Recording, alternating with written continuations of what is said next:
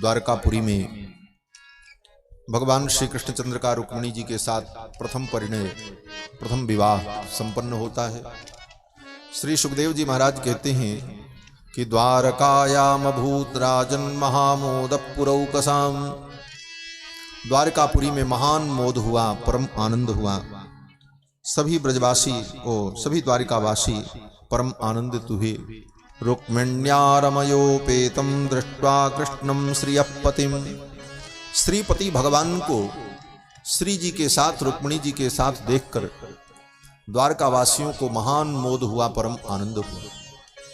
इसके बाद कथा आती है कि भगवान अपने गृहस्थ धर्म का पालन करने लगे। गृहस्थ धर्म में रह करके अग्निहोत्रादि जो धर्म है उन धर्मों का भगवान पालन करते, और समय आने पर रुक्मिणी जी अंतर्वतनी हुई, गर्भवती हुई।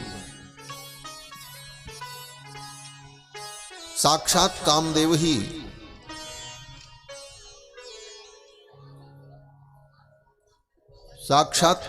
ही भगवान के पुत्र बनकर के आते हैं। कामस्तु वासुदेवांसो दग्ध प्राग रुद्रमन्युना, भगवान शंकर ने कामदेव को भस्म कर दिया था।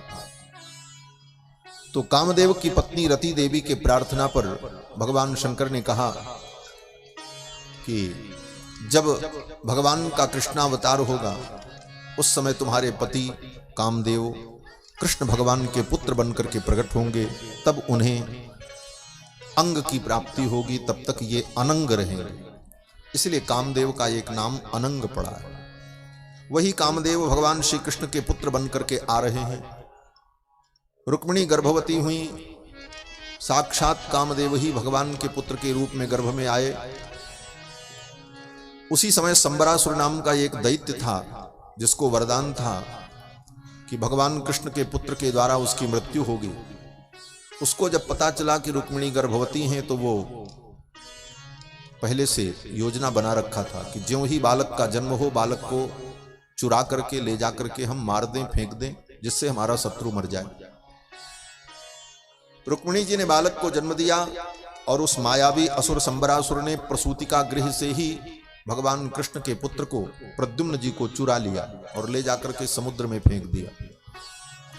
समुद्र में एक महामत्स्य था, उस मत्स्य ने उस बालक को निगल लिया, लेकिन पेट में जाने पर भी उस बालक की मृत्यु नहीं हुई। और संयोग से उस मछली को मछुआरे ने पकड़ा और मछुआरा बाजार में बेचने गया, और संयोग से वो मछली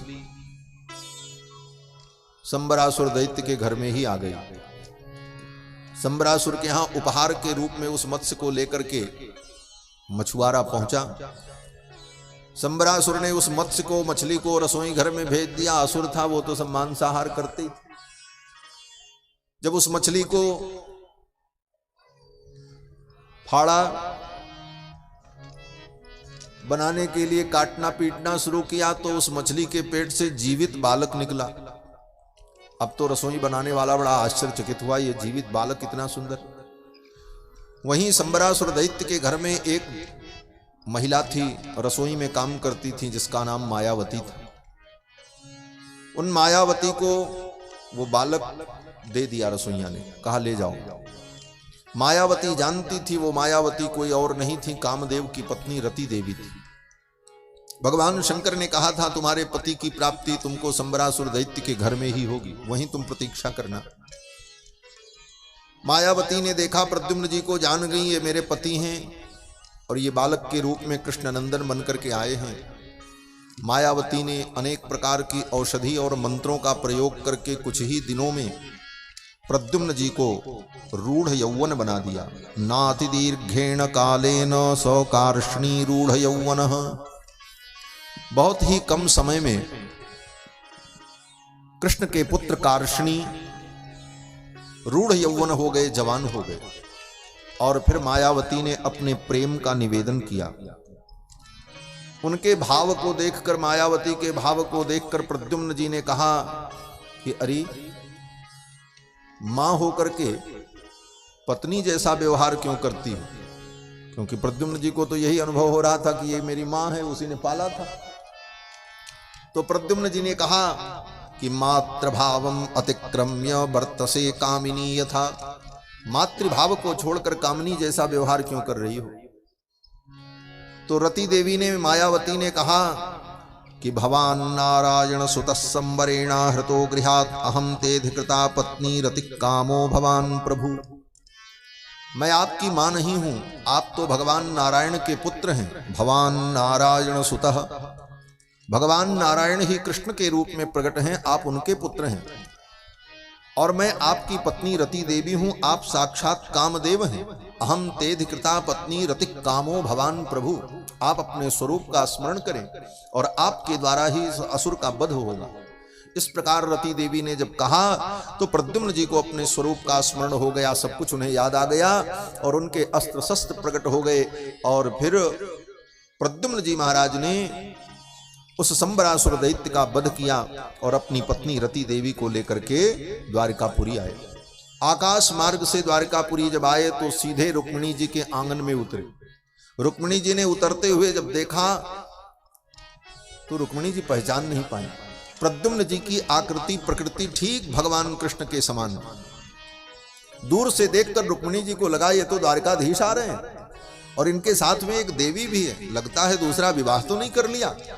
फट से अपने सिर पर आंचल रख करके रुक्मिणी जी तो घर के अंदर चली गईं और प्रद्युम्न जी महाराज अपनी पत्नी रति देवी को लेकर के जब आंगन में उतरे, उसी समय देवर्षि नारद आए।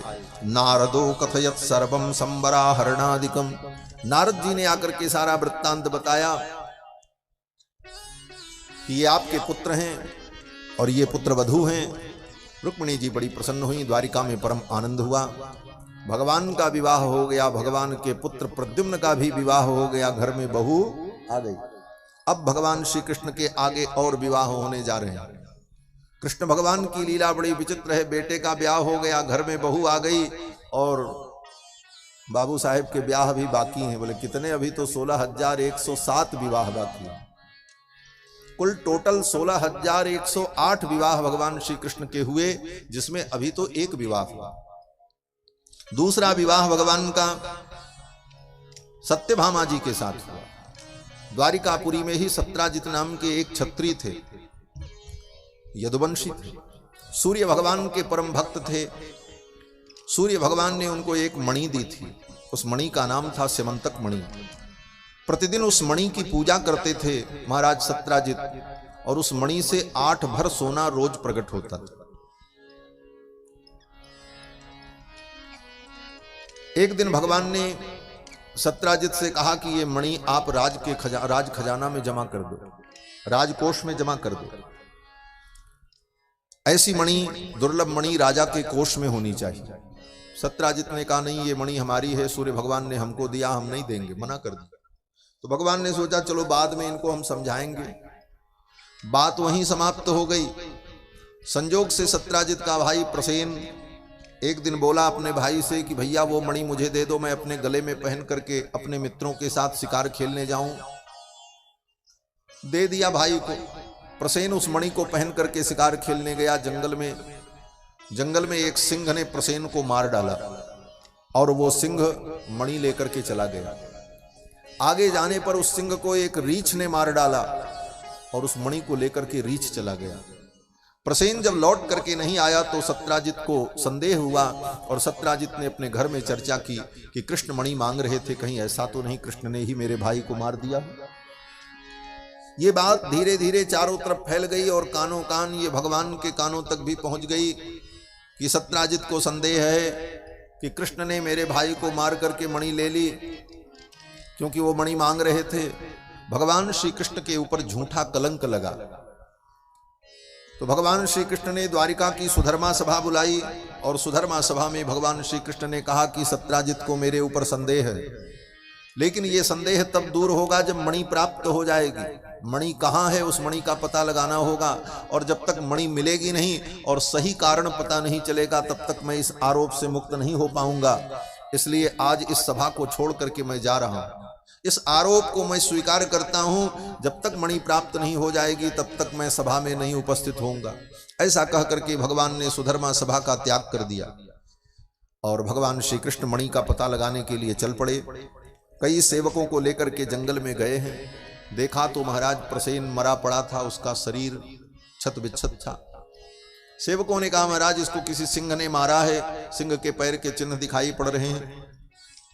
सिंह के पैर के चिन्हों को देखते देखते आगे बढ़े, आगे जाने पर देखा तो सिंह भी मरा पड़ा था। सेवकों ने कहा लगता है सिंह का युद्ध किसी रीछ से हुआ है और वो रीछ मणि ले गया होगा, क्योंकि रीछ के शरीर के बाल यहां दिखाई पड़ रहे हैं, दोनों में घमासान युद्ध हुआ है। रीछ के चरण चिन्हों को देखते हुए भगवान श्री कृष्ण अपने अंजरों के साथ आगे बढ़े, आगे जाने पर एक गुफा दिखाई पड़ी। सेवकों ने कहा महाराज लगता है वो रीछ इसी गुफा में रहता है। भगवान ने कहा तुम लोग यहीं द्वार पर मेरी प्रतीक्षा करो, मैं गुफा के अंदर जा रहा हूं। सेवकों ने कहा महाराज आपका अकेले जाना ठीक नहीं है, हम भी साथ में चलें। भगवान ने कहा नहीं, आप लोग यहीं मेरी प्रतीक्षा करो। सेवकों ने कहा कब तक? भगवान ने कहा 12 दिन तक मेरी प्रतीक्षा करना, अगर 12 दिन में मैं लौट करके नहीं आया तो द्वारिका में जाकर के सूचना दे देना। भगवान की आज्ञा मान करके सेवक लोग द्वार पर खड़े रहे। भगवान श्री कृष्ण अकेले उस गुफा में प्रवेश करते। देखने में तो छोटी सी गुफा थी, लेकिन भीतर जाने के बाद बड़ा विस्तार था उस गुफा का।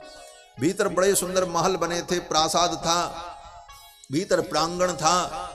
उस प्रांगण में भगवान श्री कृष्ण ने देखा कि एक सुंदरी कन्या उस मणि को लेकर के खेल रही थी और एक धात्री उसकी सेवा करने वाली, उसको पालने वाली उसकी मां जो उसका पालन पोषण करती वो भी उसी के पास थी और मणि को लेकर के वो कन्या खेल रही थी। भगवान कृष्ण ने दूर से देख करके जान लिया कि ये तो वही मणि है। तब तक उस स्त्री ने भगवान श्री कृष्ण को देखा। तम पूर्वम नरम दृष्ट्वा धात्री चुक्रोशभीतवत। उस स्त्री ने भगवान को देख करके चिल्लाना शुरू कर दिया, कोई नर आ गया, कोई पुरुष आ गया, कोई पुरुष आ गया। भगवान श्री कृष्ण इधर उधर देखने लगे क्या होगा। तब तक उस गुफा के अंदर से एक भयानक रीछ निकला, भालू विशालकाय, और वो भालू भगवान श्री कृष्ण के ऊपर टूट पड़ा और दोनों में द्वंद्व युद्ध प्रारंभ हो गया। द्वंद्व युद्धम सुतुमलम उभयोर बीजगीषयो बीजगीषतो। दोनों में भयंकर द्वंद्व युद्ध हुआ। कितने दिनों तक? कहते हैं आसीत अष्टाविंसाहम इतरेतर मुष्टिभिः। 28 दिनों तक लगातार उस रीछ के साथ भगवान श्री कृष्ण का अनवरत युद्ध चलता रहा।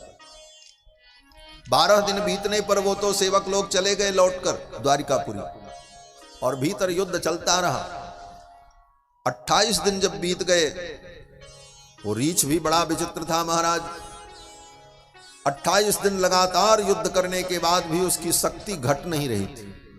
28वें दिन उस रीछ की दृष्टि भगवान के वक्षस्थल पर जब गई तो भगवान के गले की कौस्तुभ मणि को, भगवान के वक्षस्थल पर भृगु जी के चरण चिन्ह को देखकर वो रीछ जान गया कि ये तो साक्षात परमात्मा भगवान नारायण है।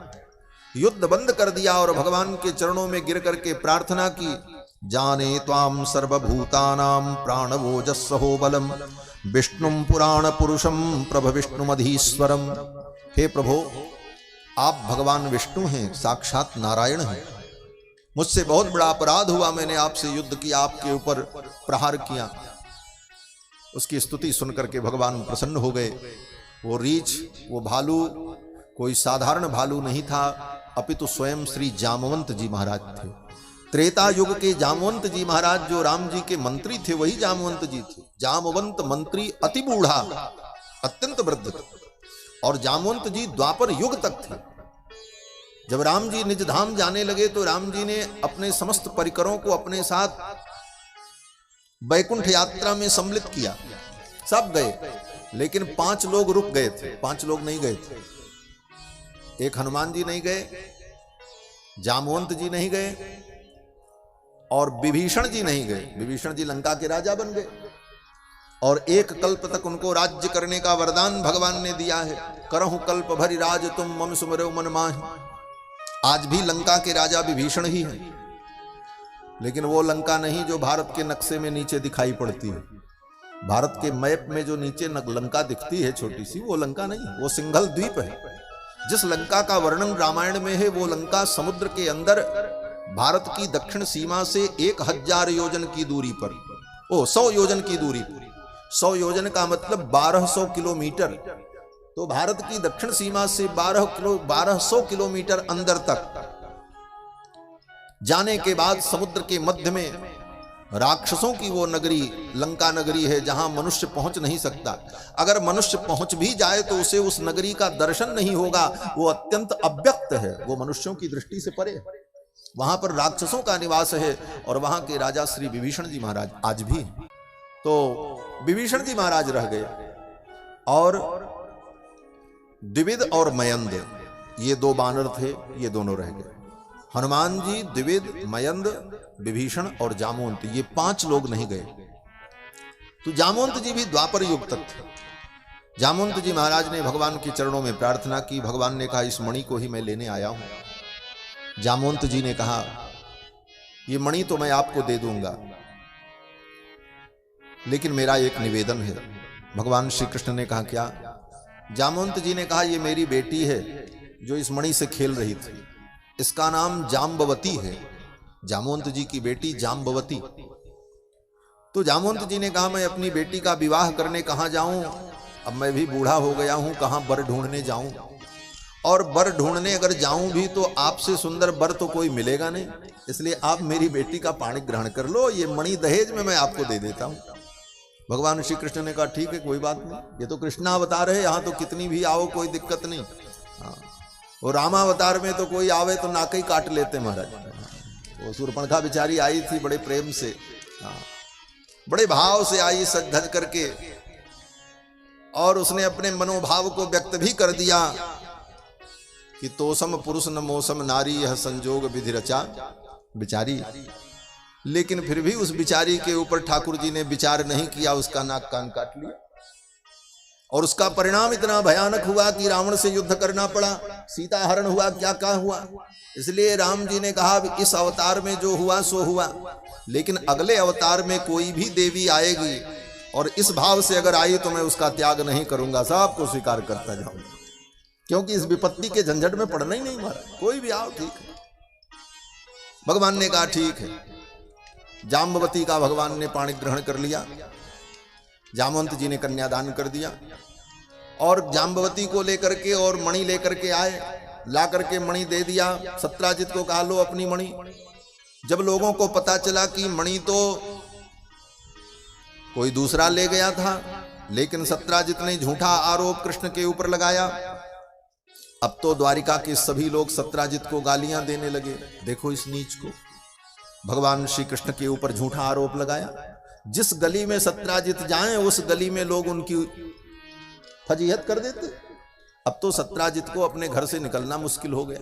सत्राजित सोचने लगे हम क्या करें, इस संकट से कैसे बचें, रहना द्वारिका में ही है और प्रजा मेरा अपमान कर रही है, मैंने कृष्ण के ऊपर झूठा आरोप लगाया, अब इस गलती का परिमार्जन कैसे हो। तो सत्राजित ने सोचा मेरी भी एक बेटी है। सत्राजित की एक बेटी थी सत्यभामा, बस, कोई बेटा उटा नहीं था। सत्राजित ने सोचा एक बेटी है, इसका ब्याह करना है, तो क्यों न मैं भी अपनी बेटी का विवाह कृष्ण से कर दूं, कृष्ण मेरे दामाद हो जाएंगे, फिर हमको कौन बोलेगा, फिर किसकी हिम्मत है द्वारिकापुरी में मुझे कुछ कहने की। सत्राजित ने भी प्रस्ताव कर दिया कृष्ण से कि हे वासुदेव, मेरी भी बेटी का पाणी ग्रहण कर लो, मैं अपनी कन्या का दान करना चाहता हूं। भगवान श्री कृष्ण ने कहा ठीक। जब विवाह कर दिया सत्राजित ने भी अपनी बेटी सत्यभामा का, तो मणि भी देने लगे सत्राजित। सत्राजित ने सोचा एक ही बेटी है, मेरा सारा धन मेरी संपत्ति सब बेटी की, तो अब इन्हीं को दे दे, क्या करेंगे। तो वो मणि सत्राजित भगवान को देने लगे। तो भगवान भी बड़े चतुर, भगवान ने सोचा अब ये अगर मणि हमको देंगे तो इनका एहसान लेना ठीक नहीं है, बाद में तो हमको मिल ही जाएगी, क्योंकि इनके कोई बेटा उठा तो है नहीं, इसलिए अभी एहसान लेने से कोई फायदा नहीं। इसलिए भगवान ने कहा नहीं नहीं, मणि तो आप अपने पास रखो, हम नहीं रखेंगे इस मणि को, आप अपने पास रखो। भगवान जानते हैं आज नहीं कल तो आएगी मेरे पास ही, इसलिए तत्काल उस मणि को भगवान ने पुनः सत्राजित को दे दिया। बोले आप ही रखो अपने पास, आपकी मणि है, आप पूजा करो, इस झंझट में हम नहीं पड़ते। सत्राजित ने कहा ठीक है, सत्यभामा जी का दान कर दिया। जाम्बवती पहले मिली, सत्यभामा बाद में।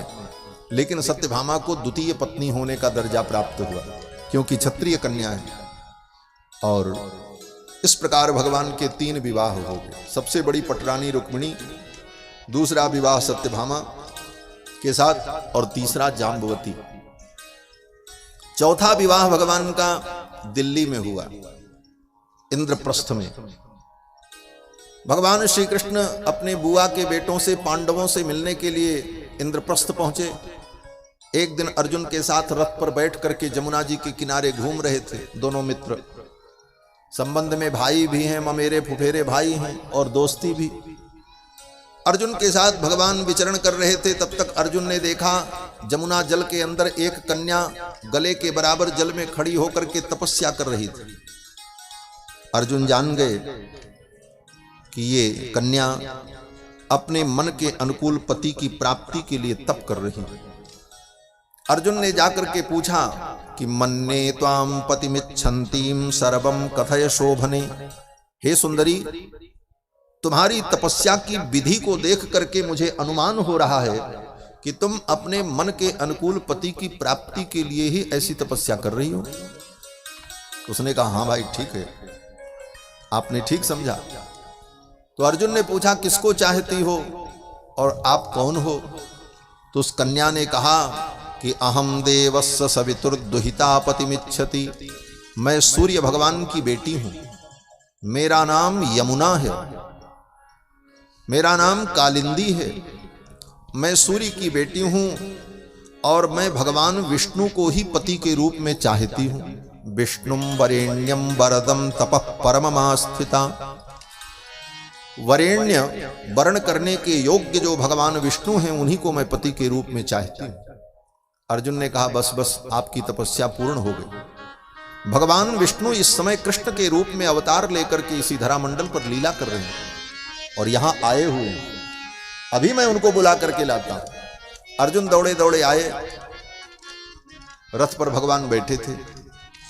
अर्जुन ने कहा चलो महाराज। भगवान श्री कृष्ण ने कहा कहां चलें? अर्जुन ने कहा एक देवी जी और प्रतीक्षा कर रही हैं। फिर तो भगवान आए जमुना के तट पर। तो कालिंदी भगवती जमुना अपने कर कमल में नील कमल के पुष्पों की माला लेकर के जमुना जल से बाहर निकल करके आई और भगवान गोविंद के गले में वरमाला डाल दी। कालिंदी ने भगवान के गले में जब वरमाला डाली, इस विवाह के साक्षी अर्जुन बने और फिर कालिंदी को भगवान लेकर के आए। भगवान का चतुर्थ विवाह। पांचवा विवाह भगवान का महाराज मित्रविंद की बेटी मित्रविंदा के साथ हुआ। महाराज मित्रविंद ने अपनी बेटी का स्वयंवर किया और महाराज मित्रविंद के बेटी के स्वयंवर में भगवान गए और वहां पर मित्रविंदा ने भगवान का वर्ण कर लिया। दुर्योधन इत्यादि वहां भी पहुंचे थे, उन सब ने विरोध किया। शिशुपाल ने भी विरोध किया।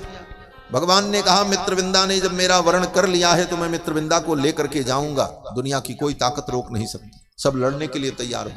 सांप को परास्त करके मित्रविंदा को लेकर के भगवान आए। ये शिशुपाल, दंतवक्र, विदुरथ, दुर्योधन, ये सब भगवान के शत्रु क्यों हो गए थे? शत्रु होने का एक कारण विवाह भी था कि जहां कहीं किसी क्षत्रिय के यहां स्वयंवर हो, सब राजा लोग पहुंचते थे कि हमारा वर्ण हो जाए, हमारा वर्ण हो जाए, और कृष्ण भगवान पीछे से पहुंचे और बाजी मार करके निकल जाए। इसलिए सब राजा कृष्ण भगवान से विरोध करने लगे। शिशुपाल के साथ भी यही हुआ। बेचारा हल्दी लगा करके बैठा था, दुल्हन लेकर के कृष्ण भगवान चले आए।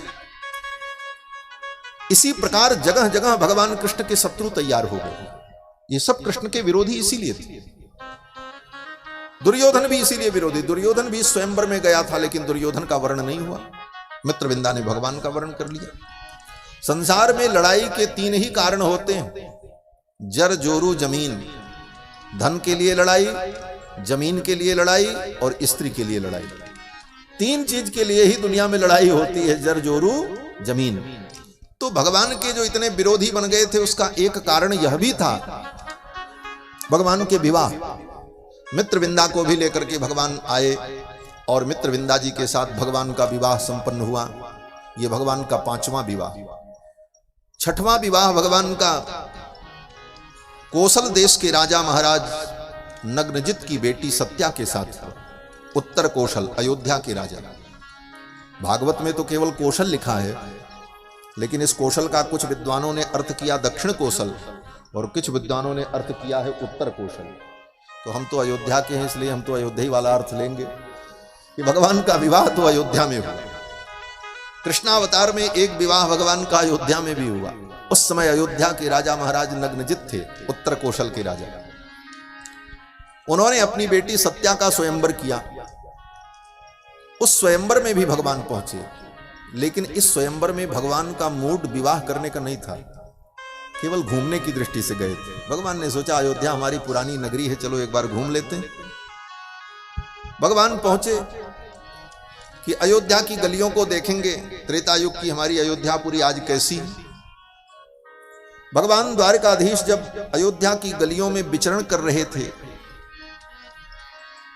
तो संजोग से महाराज नग्नजित की बेटी सत्या, जिनका स्वयंवर था, उन्होंने भगवान को देख लिया खिड़की से और देख करके भगवान पर मोहित हो गई। और सत्या ने वहीं खिड़की से भीतर से ही कहा, श्याम सुंदर मुझे भी ले चलो। हाँ।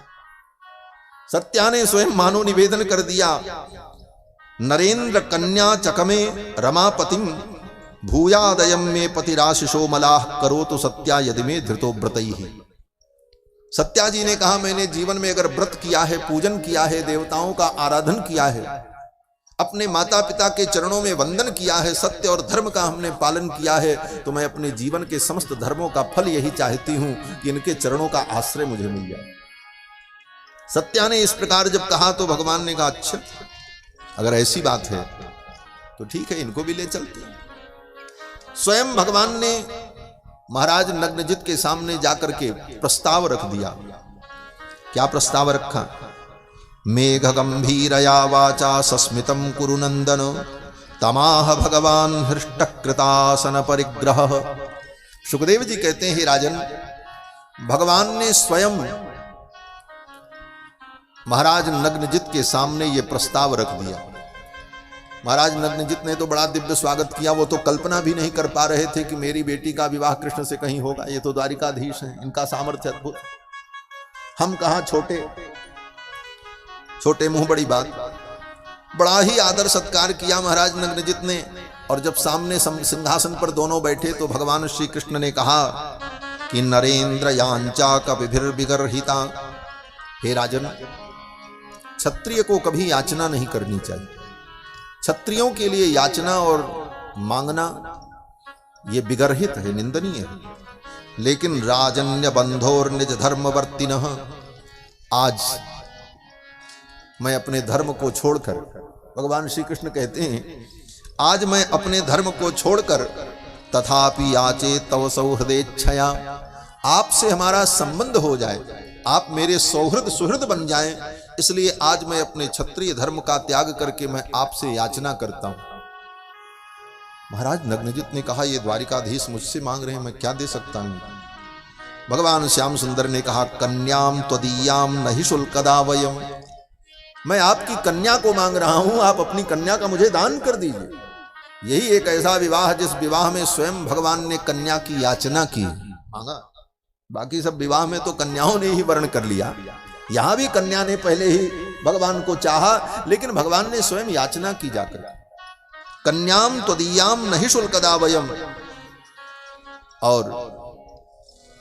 और कुछ मुझे नहीं चाहिए, और कोई दहेज नहीं चाहिए, कोई शुल्क नहीं चाहिए, आप तो कन्या का दान कर दो बस। अब तो महाराज नग्नजित बड़े प्रसन्न हुए, ये मेरी कन्या का हाथ स्वयं मांग रहे हैं। प्रसन्न तो हुए, लेकिन महाराज नग्नजित ने कहा, हे गोविंद, मैं तो दान करना ही चाहता हूं, लेकिन मेरी एक प्रतिज्ञा भी है, उस प्रतिज्ञा का निर्वाह आप ही कर सकते हो। भगवान ने कहा, क्या प्रतिज्ञा है? महाराज नग्नजित ने कहा कि मेरे गौशाला में जहां मेरी गायें रहती हैं, वहां पर एक बहुत बड़ा घेरा है। उस घेरे के अंदर 7 बड़े बड़े वृषभ हैं, साण हैं, 7 साण, 1-2 नहीं। और वो 7 बड़े खूंखार हैं, वो किसी डोरी रस्सी में नहीं बांधे जाते, वो घेरे के अंदर रहते हैं, बाहर से उनको चारा दे दिया जाता है। उनके पास अगर कोई पुरुष चला जाए और पुरुष की गंध लग जाए तो सातों मिल करके उस पुरुष को मार डालते हैं। बड़े बड़े वीर भी उनके सामने नहीं जा सकते। और मैंने प्रतिज्ञा की है कि जो वीर उन सातों साणों की नाक में डोरी लगा देगा, उन सातों साणों की नाक को छेद करके उनको नाथ लगा देगा, ऐसे वीर के साथ मैं अपनी बेटी सत्या का विवाह करूंगा। इसी कारण से आज तक मेरी बेटी का अभी तक विवाह नहीं हुआ। भगवान ने कहा ऐसी बात है, हम पूरा करेंगे आपकी प्रतिज्ञा। और भगवान श्याम सुंदर उस घेरे के अंदर गए। आत्मानं सप्तधा कृत्वा गृहिण्य लीलयैवतान्। भगवान ने आत्मानं सप्तधा कृत्वा, 7 रूपों में भगवान प्रकट हो गए और 7 रूपों में प्रकट होकर के एक ही बार में सातों साणों की नाक में डोरी डाल दी और उस डोरी को पकड़ करके पकड़ा दिया महाराज नग्नजित को। लो, अब वो नाक में डोरी लग गई तो वो उद्धत जो वृषभ थे वो वश में हो गए। महाराज नग्नजित बड़े प्रसन्न हुए। उन्होंने अपनी कन्या का दान किया नागनजिती का, और दान करने के बाद, विवाह करने के बाद खूब दहेज दिया महाराज। इतना दहेज भगवान कृष्ण को किसी विवाह में नहीं मिला होगा। अयोध्या के राजा ने दिया है महाराज, ऐसे वैसे राजा थोड़े। 10 धेनु सहस्राणी, 10,000 गाय, युवती नाम 3,000, 3,000 दासियां, और कितने रथ, कितने घोड़े, कितने हाथी, बहुत प्रचुर मात्रा में संपत्ति वैभव दे करके अपनी बेटी सत्या को और भगवान को विदा किया है। इस प्रकार भगवान का ये 6वां विवाह हुआ।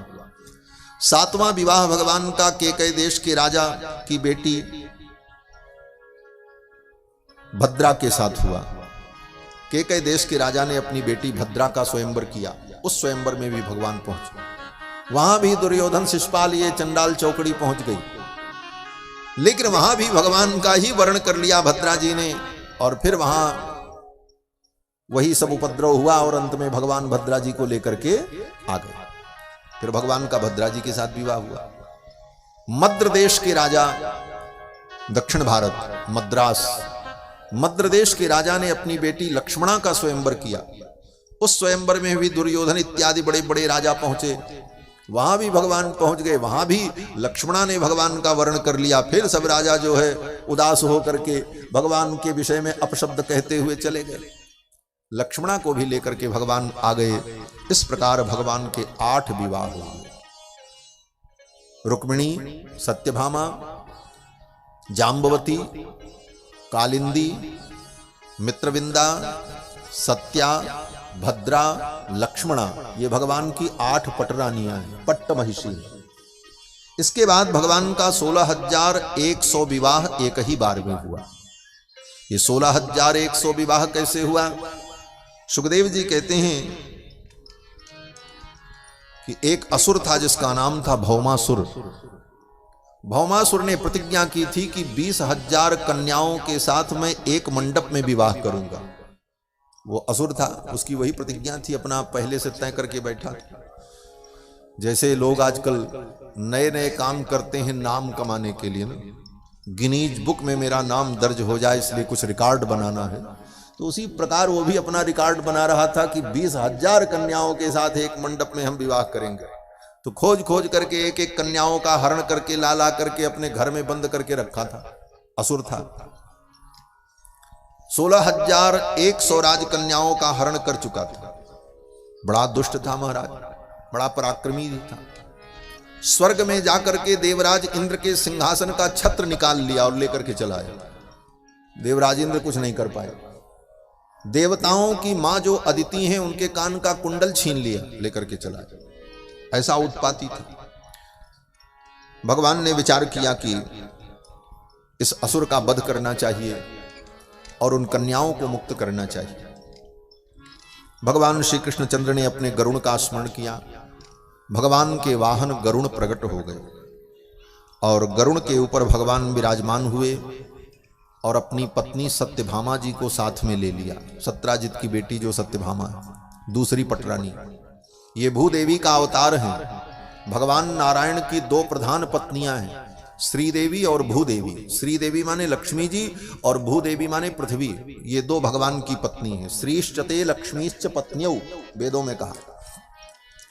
तो कृष्णावतार में रुक्मिणी जो है वो श्री जी हैं और सत्यभामा जो है वो कौन है? बोले भूदेवी का अवतार है। पृथ्वी देवी ही सत्यभामा के रूप में प्रकट है। तो सत्यभामा जी को भी भगवान गरुड़ पर बैठा करके साथ में लेकर के जाते हैं। सभार्यो गरुडारूढ़ प्राग्ज्योतिष्पुरम ययौ। अपने गरुड़ पर सत्यभामा जी को बैठा कर लेकर के भगवान प्राग्ज्योतिषपुर जाते हैं, उस भौमासुर के नगर में। और नगर के ऊपर भगवान ने आक्रमण कर दिया। उस नगर की रक्षा करने वाला एक असुर था, बड़ा पराक्रमी, जिसका नाम था मुर। उस मुर नाम के असुर के साथ भगवान का युद्ध हुआ। उस मुर नाम के दैत्य को भगवान ने मार दिया। इसीलिए भगवान का नाम मुरारी पड़ा है। भगवान का एक नाम मुरारी है, कृष्ण मुरारी। तो मुरारी का यही मतलब है, मुर नाम के दैत्य का भगवान ने वध किया है, इसलिए भगवान का नाम मुरारी। फिर भगवान ने भौमासुर से युद्ध किया, भौमासुर को भी भगवान ने मार दिया। इस युद्ध में सत्यभामा जी को लेकर के भगवान इसलिए गए थे कि ये भौमासुर भगवान का ही पुत्र है तो असुर, लेकिन भगवान का ही पुत्र था।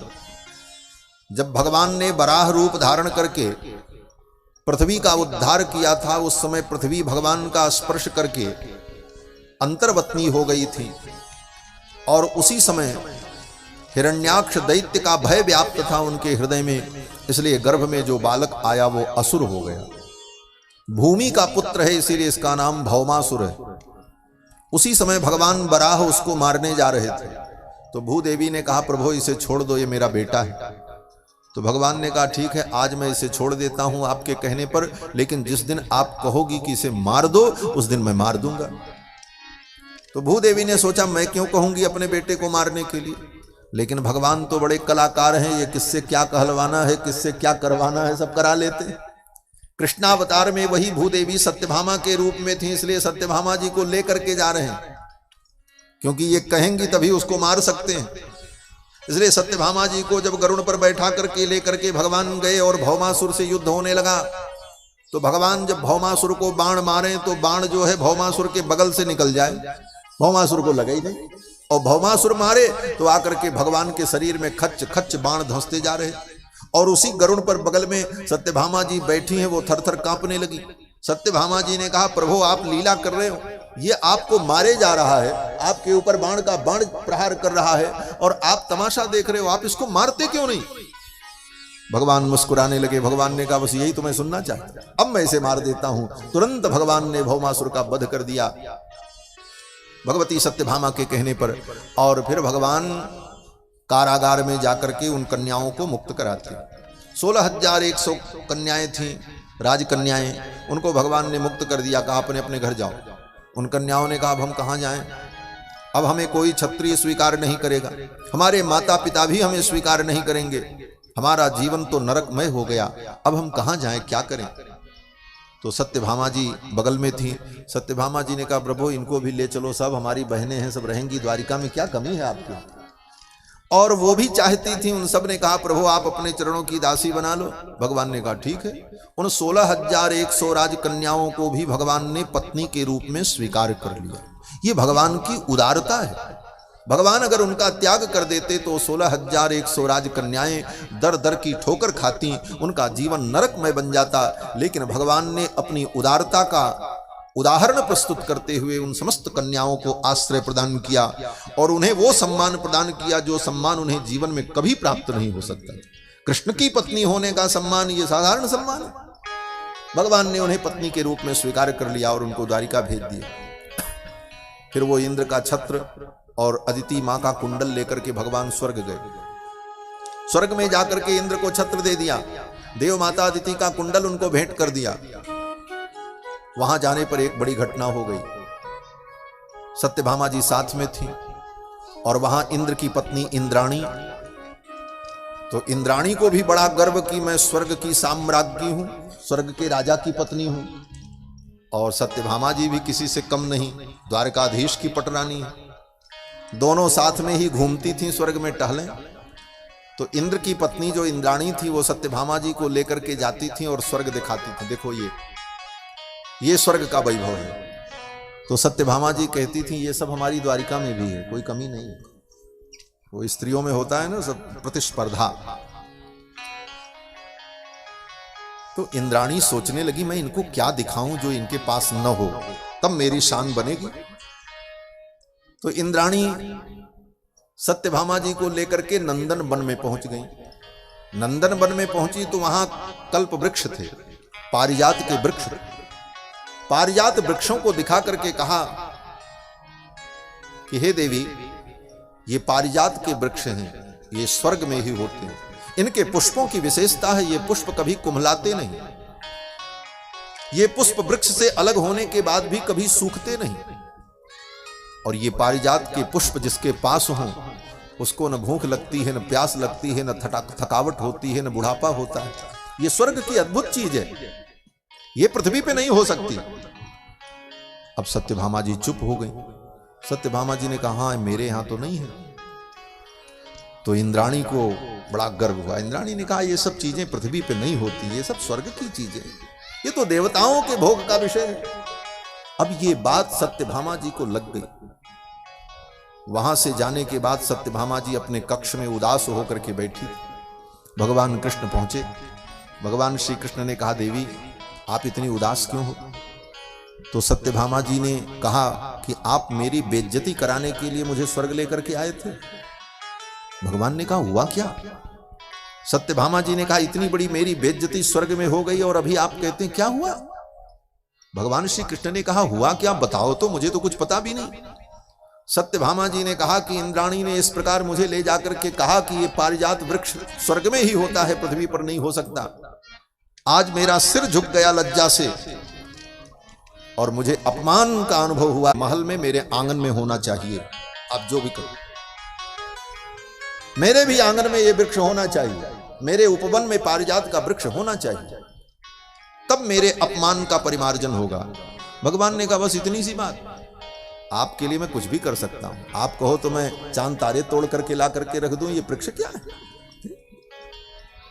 भगवान ने अपनी सत्यभामा के लिए स्वर्ग से कल्प वृक्ष को उठा लिया, लेकर के चल पड़े।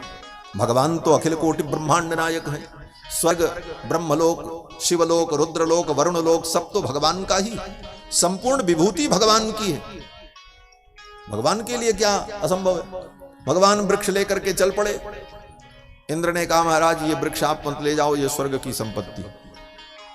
उस वृक्ष के लिए इंद्र भगवान से युद्ध करने के लिए आ गए, लड़ने आ गए। बोले ये हमारे स्वर्ग की चीज है, आप मत ले जाओ। भगवान ने कहा हम ले जाएंगे। फिर तो युद्ध हुआ इंद्र को पराजित करके। अंत में इंद्र ने चरणों में गिर करके कहा महाराज ठीक है, मैं आपको रोक नहीं पाऊंगा, आप ले जाओ, लेकिन ये शर्त है कि जब तक आप पृथ्वी पर लीला करेंगे तब तक ये वृक्ष रहेगा। जिस दिन आपकी लीला पूर्ण हो जाएगी ये वृक्ष अपने आप स्वर्ग चला आएगा, आपके प्रताप से ये पृथ्वी पर रहेगा, क्योंकि ये स्वर्गीय वस्तु है। ऐसी स्वर्गीय दिव्य अलौकिक वस्तु पृथ्वी पर नहीं हो सकती। अगर पृथ्वी पर रहेगी तो पृथ्वी और स्वर्ग में अंतर ही क्या रहेगा?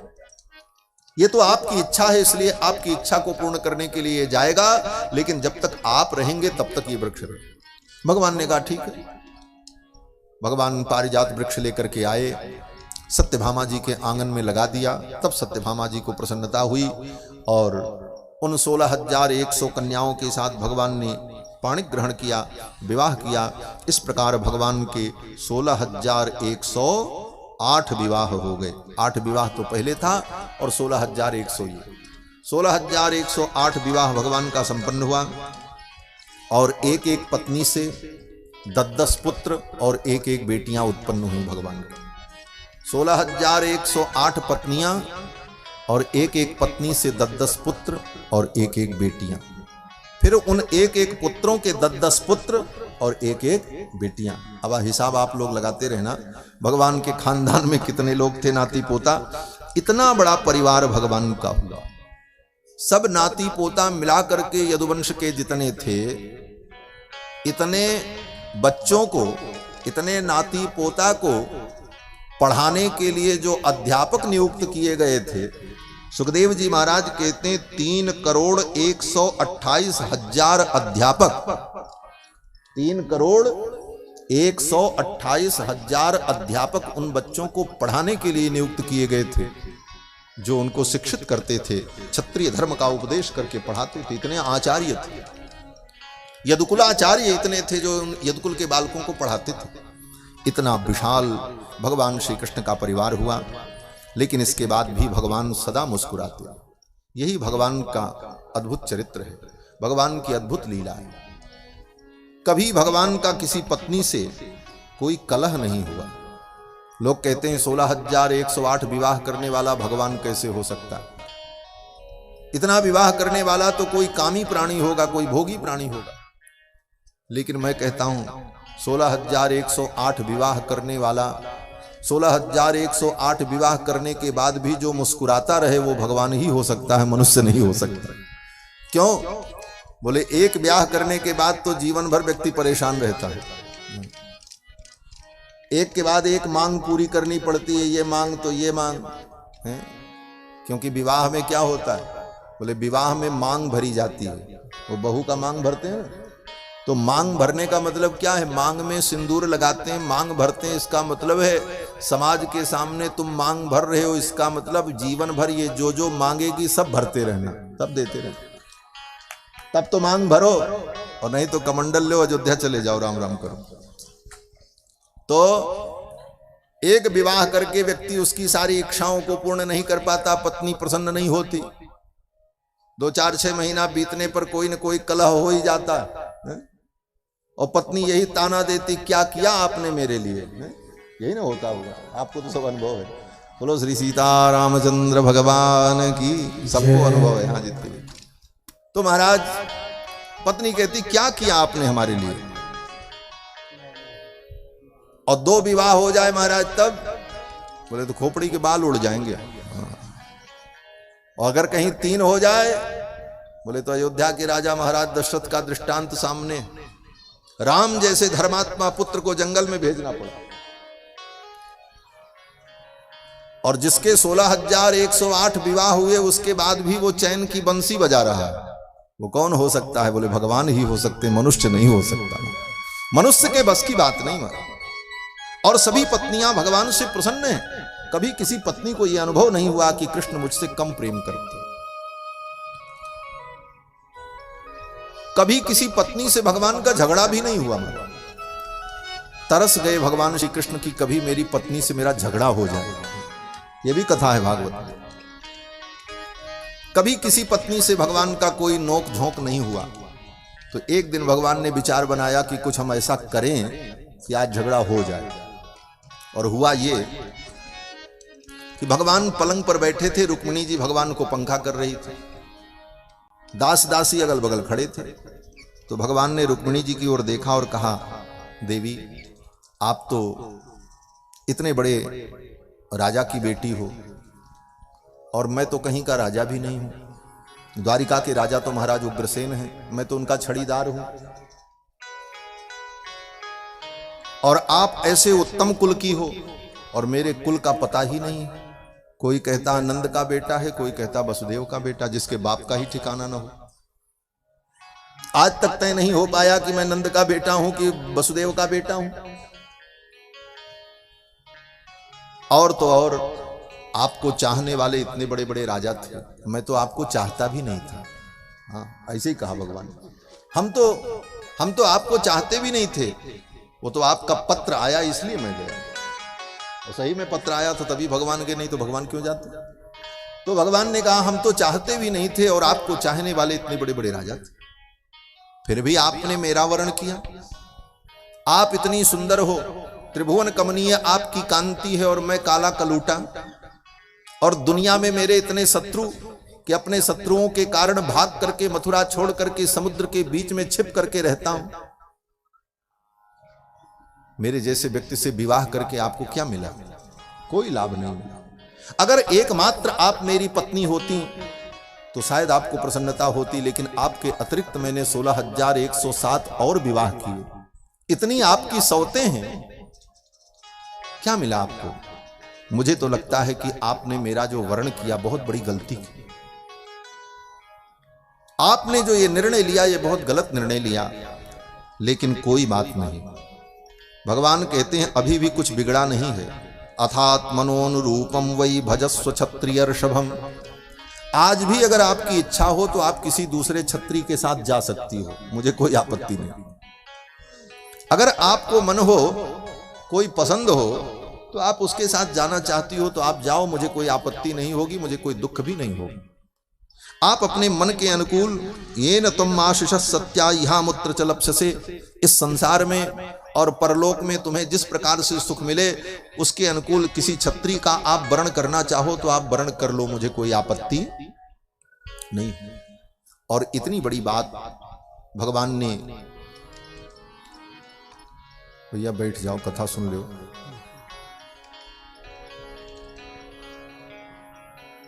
ये सब उधर बैठ जाओ। बोलो श्री सीतारामचंद्र भगवान की जय। भगवान ने कहा आप अपनी इच्छा के अनुकूल किसी का वर्ण कर सकती हो, आप जा सकती हो, मुझे कोई आपत्ति नहीं। और ये बात भगवान ने रुक्मिणी जी को कब कही? बोले जब 10 पुत्र और 1 बेटी हो चुकी थी तब। अब इसके बाद रुक्मिणी जी कहां जाएंगे? इतना सुनते ही तो रुक्मिणी जी मूर्छित हो गई कि भगवान मेरा त्याग कर रहे हैं, और मूर्छित होकर के वो गिर पड़ी। भगवान श्याम सुंदर ने तुरंत उनको दौड़ करके संभाला। पर्यंकाद अवरुह्यासु तामुत्थाप्य चतुर्भुजः केशान समुह्य तद्वक्तम प्रामृजत पद्मपाणिना।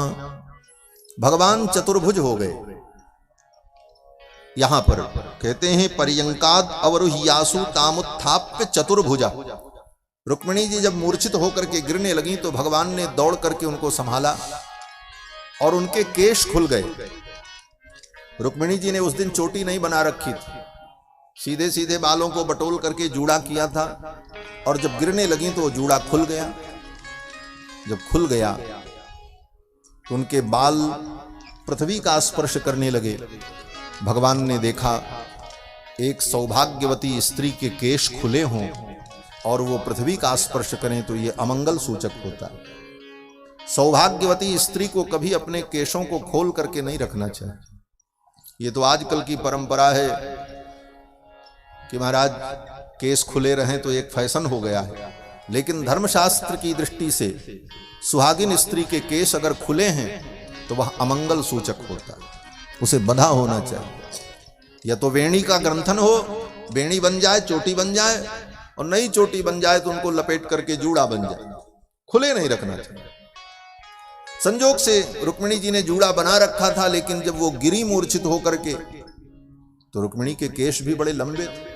उस जूड़े का वजन ही इतना ज्यादा था कि झुकते ही वो जूड़ा खुल गया अपने आप, और खुल करके वे केश जब पृथ्वी का स्पर्श करने लगे तो भगवान ने देखा, अरे सौभाग्यवती स्त्री के केश पृथ्वी का स्पर्श करें, ये तो महान मंगल।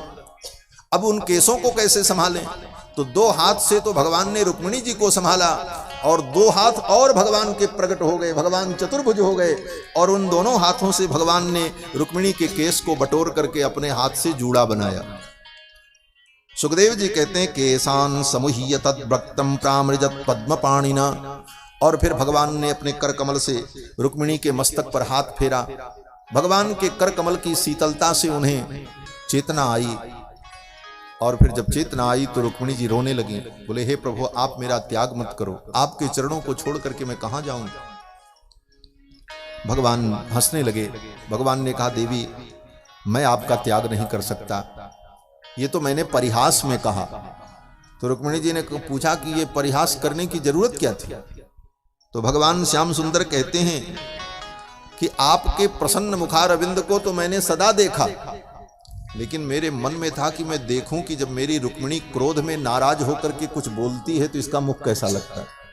यह देखने के लिए मैंने ऐसी लीला की। और गृहस्थ जीवन का तो ये एक आनंद है। स्वयं भगवान कहते हैं कि अयम ही परमो लाभो गृहेषु गृहमेधिनाम यन्नरमैर्नीयते यामः प्रियया भीरुभामिनी। भगवान कहते हैं हे देवी अयम ही परमो लाभो गृहेषु गृहमेधिनाम, गृहस्थ व्यक्ति का, गृहस्थ जीवन का एक परम लाभ है। बोले क्या लाभ? बोले कभी कभी पति पत्नी में थोड़ी खटपट हो जाए तो उससे अच्छा होता है। बोले क्या अच्छा होता है? बोले समय कट जाता है, कभी थोड़ी नाराजगी, कभी थोड़ी प्रसन्नता, ये भी जीवन में होना चाहिए। तो इस दृष्टि से मैंने आपको ऐसा कहा कि आप नाराज होकर के कुछ कहोगी, उस समय आपका मुखमंडल कैसा होगा, ये देखने के लिए मैंने लीला की। रुक्मिणी जी ने कहा प्रभु मैं आपके ऊपर नाराज हूं, आपको मैं कुछ कहूं ये अपराध करके मैं किस नरक में जाऊंगी। ऐसा कहकर रुक्मिणी जी रोने लगी, भगवान के चरणों को पकड़ लिया। भगवान श्याम सुंदर ने रुक्मिणी जी को उठा करके हृदय से लगा लिया। ये भगवान की कितनी पवित्र गृहस्थी है, उनका गृहस्थ जीवन कि कभी किसी पत्नी से कभी उनकी कोई खटपट नहीं हुई। एक दिन देवर्षि नारद सोचने लगे कि चलो देखें कि भगवान कैसे रहते हैं वहां पर द्वारिकापुरी में। 16,108 पत्नियां हैं और 24 घंटे में कितना मिनट होता है? 60 मिनट का 1 घंटा होता है, तो 12 घंटे में 24 घंटे में कितने मिनट होंगे सोचो। एक एक मिनट भी भगवान अगर समय दें अपनी पत्नी को तो 24 घंटे में 16,108 पत्नियों से भगवान मिल भी नहीं सकते। तो उनकी पत्नियां उनसे प्रसन्न कैसे रहती हैं, ये देखने के लिए देवर्षि नारद आए। जब द्वारिका में आए तो देखते क्या हैं, वो 16,108 पत्नियां एक महल में नहीं रहती थी, सबके अलग अलग महल थे। 16,108 महल थे अलग अलग। रुक्मिणी जी के महल में भगवान नारद पहुंचे। नारद जी जब रुक्मिणी जी के महल में पहुंचे तो देखते क्या हैं कि रुक्मिणी जी और भगवान दोनों यज्ञ मंडप में बैठे हुए हैं और यज्ञ कर रहे हैं। ओम प्रजापतये स्वाहा इदम प्रजापतये नमः, इंद्राय स्वाहा इदम इंद्राय नमः। अग्निहोत्रादि जो धर्म है, गृहस्थ धर्म, उस धर्म का पालन करते हुए भगवान अपनी पत्नी रुक्मिणी के साथ यज्ञ कर रहे थे। नारद जी ने प्रणाम किया, वहां से निकले सत्यभामा जी के महल में पहुंचे तो क्या देखते हैं कि सत्यभामा जी सोने की थाल लेकर के खड़ी हैं और उस थाल में स्वर्ण मुद्राएं हैं और भगवान अपने दोनों हाथों से निकाल निकाल करके ब्राह्मणों को दान कर रहे हैं। वहां भी सत्यभामा जी के पास में भगवान को देखा। तीसरे महल में पहुंचे जाम्बवती के महल में, तो वहां क्या देखते हैं, ब्राह्मण और संत लोग बैठे हैं भोजन करने के लिए और जाम्बवती जी पूड़ी पकवान मालपुआ ला ला करके दे रही हैं और भगवान परोस परोस करके ब्राह्मणों को जिमा रहे हैं। नारद जी ने प्रणाम किया, बोले यहां भी भगवान। वहां से निकले नारद जी पहुंचे कालिंदी के महल में तो क्या देखते हैं, उधर एक सिंहासन लगा है, एक सिंहासन इधर लगा है, दोनों के बीच में चौसर बिछी हुई है। उधर कालिंदी बैठी है, इधर भगवान बैठे हैं और दिव्य दंपति दोनों बैठ करके चौसर खेल रहे हैं और खूब आनंदित हो रहे। नारद जी ने वहां भी प्रणाम किया, आगे बढ़े। मित्रविंदा के महल में पहुंचे तो देखते क्या है कि भगवान श्याम सुंदर एक अंग वस्त्र शरीर में लपेटे हुए और दौड़ते हुए स्नान घर की ओर जा रहे हैं और अपनी पत्नी मित्रविंदा से कहते हैं देवी जल्दी मेरे वस्त्रों को ले आओ, आज मुझे बहुत आवश्यक कार्य से जाना है, बहुत विलंब हो गया। ऐसा कहते हुए भगवान स्नान करने के लिए स्नानागार की ओर जा रहे हैं और पीछे से मित्रविंदा उनके वस्त्रों को लेकर के स्नान सामग्री लेकर के जा रहे हैं। सत्या जी के महल में पहुंचे तो देखते क्या हैं, अपनी पत्नी के साथ बैठ करके भगवान अपने पर्यंक पर अपने बच्चे को गोद में लेकर के खिला रहे हैं। पति पत्नी और बेटा तीनों आनंद कर रहे हैं। जिस महल में नारद जी गए वहां पर भगवान को कुछ न कुछ करते हुए देखा और अकेले नहीं देखा, अपनी पत्नी के साथ। 16,108 महल में उतने रूपों में भगवान विद्यमान रहते थे, कभी किसी पत्नी को यह अनुभव नहीं हुआ कि भगवान मुझसे कहीं दूर चले गए। ये भगवान की लीला। अनेक रूप रूपाय विष्णवे प्रभ विष्णवे, ऐसी अद्भुत लीला भगवान श्री कृष्ण की है।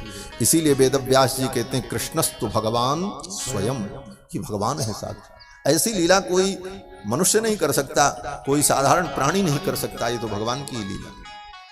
आगे अनेक लीलाएं हैं। फिर तो भगवान के पौत्र का विवाह होता है। भगवान के पुत्र प्रद्युम्न, प्रद्युम्न के पुत्र अनिरुद्ध, अनिरुद्ध का विवाह बाणासुर की बेटी उषा के साथ होता है। देखो जैसे बाप होगा बेटा भी वैसे ही होगा, है? वो तो खानदान में परंपरा चलती है। तो जैसे बाप का विवाह हुआ लड़ाई करके युद्ध करके, वैसे बेटा नाती पोता सबका विवाह होता है कृष्ण भगवान के खानदान में।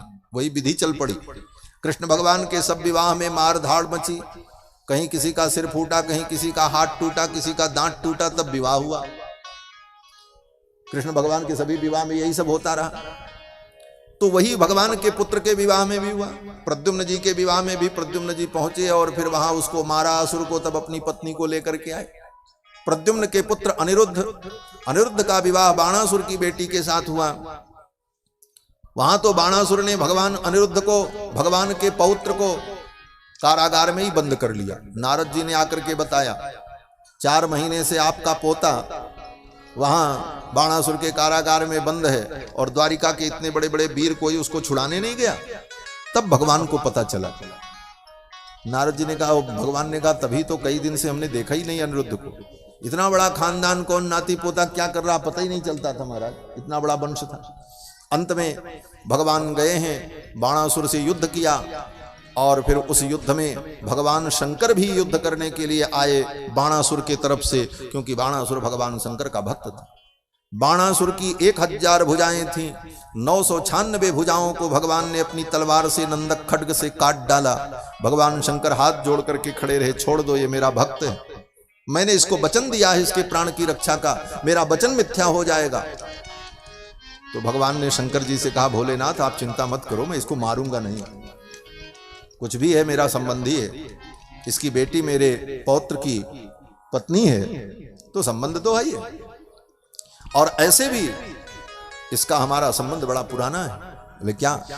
बोले इसके परबाबा जो थे प्रहलाद जी महाराज, वो मेरे परम भक्त, और प्रहलाद को मैंने वचन दिया था नरसिंहावतार में कि तुम्हारे वंश में उत्पन्न होने वाले किसी भी व्यक्ति को अब मैं मृत्यु दंड नहीं दूंगा। क्योंकि नरसिंह भगवान ने जब हिरण्यकश्यपु को मार दिया, प्रहलाद जी आकर के चरणों में प्रार्थना करने लगे।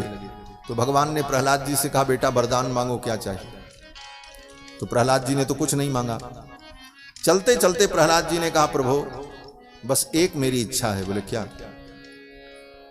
प्रहलाद जी ने कहा, मेरे पिता ने आपको बड़ी गालियां दी, हिरण्यकश्यपु ने भगवान को बहुत अपशब्द कहे थे। प्रहलाद जी ने कहा, मेरे पिताजी ने आपको बहुत गालियां दी, अपशब्द कहा, मेरे पिता को क्षमा कर दो, मेरे पिता की दुर्गति न हो, मेरे पिता की सदगति हो जाए, क्योंकि मैं पुत्र हूं। पुत्र का मतलब ही होता है जो अपने पिता को नरक से बचा ले, उसको पुत्र कहते हैं।